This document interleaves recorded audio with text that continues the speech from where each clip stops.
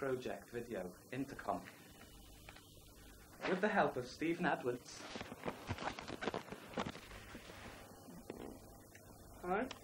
I will be going through each method and problem of not having an intercom on your door. I will also go through each solution one by one. And the first one we'll go through is the cup and string, shown on page 18 and 19 of my design folio. This page shows all the advantages and disadvantages of each one, but I will also say which they are in this video. Right.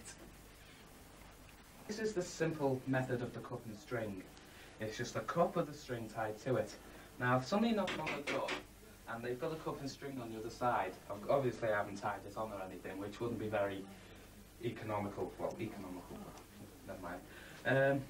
Well, if you talk through it, it sounds very hollow, and the other person on the other side can't hear it very well. You'd be better lifting up the letterbox and talking through it. But then, of course, there's the dangers of doing that because you could get a finger poked in your eye or something. So, this isn't very good, and it also says that the advantages of it are it's cheap, but the disadvantages is it doesn't work. It can only be used as a toy, really. The next one will be Morse code.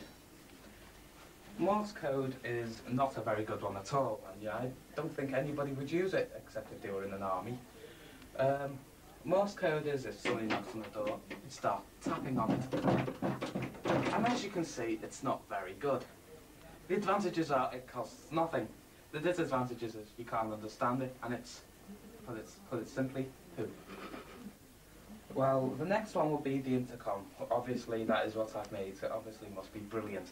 The intercom is, how can I say it, because I haven't actually got one with me. The intercom, say this is the intercom, will be placed somewhere like there, or wherever, near the door, wherever it's convenient.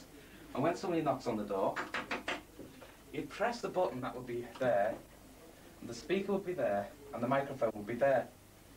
You'd press the button and talk through it, and the person on the other side would be able to hear it. And then they'd press their button and talk back. The advantages is that it doesn't cost very much to make, and that it is very good. It works very well. And it also, the disadvantages will be vandalism of people keeping pressing the button. But I've overcome that by adding a switch there that makes it able to turn it on and off, turn the outside one on and off, I should say, so that the button cannot be pressed, and then turned on and on, I should say, when you come back in, say you've gone out. So they are the advantages, really. So there aren't really any disadvantages, except somebody could pull it off the wall and vandalise it, but you could do that with a cup and string, obviously. Obviously you can't pull Morse code off the wall, so... A telephone, now, a telephone you wouldn't really have connected to the outside of your door. So you couldn't really dial up the numbers for the outside of the door when you're outside, or the inside.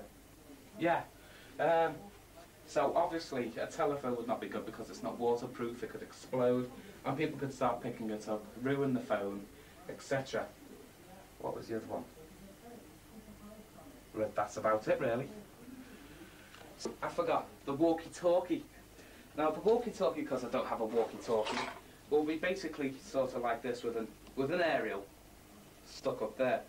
But the thing is, the disadvantages are they're not waterproof, and they interfere with local radio, TV and that, and they have to be on certain frequencies.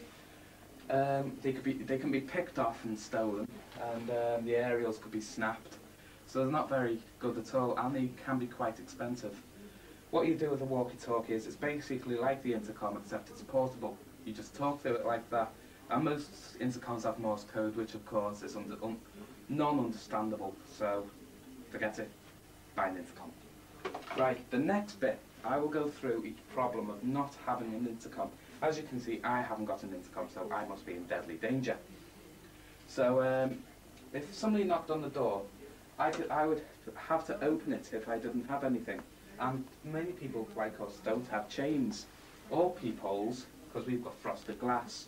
So frosted glass can be broken and things like that, but I haven't overcome that with the intercom unless you have it in your lounge or something. But if you open it, somebody could come in, as we will show you now.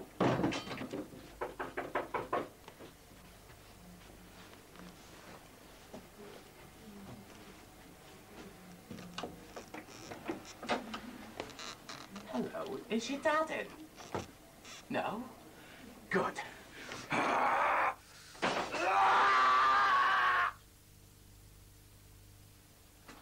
As you can see, not having an intercom could cause problems like that. And that unsavoury man with the axe that could chop your head off could come and get you. So that is the main problem of not having an intercom. The other problem is when somebody does knock, you sometimes can't get there in time. So by having an intercom, the person can talk through and get your attention and say who it is, of course. That is the main advantage of the intercom, is knowing who is at the door. Because then you don't have to open the door or look through or anything, because you can just tell by the voice. So that's all there is really to it. I'm not actually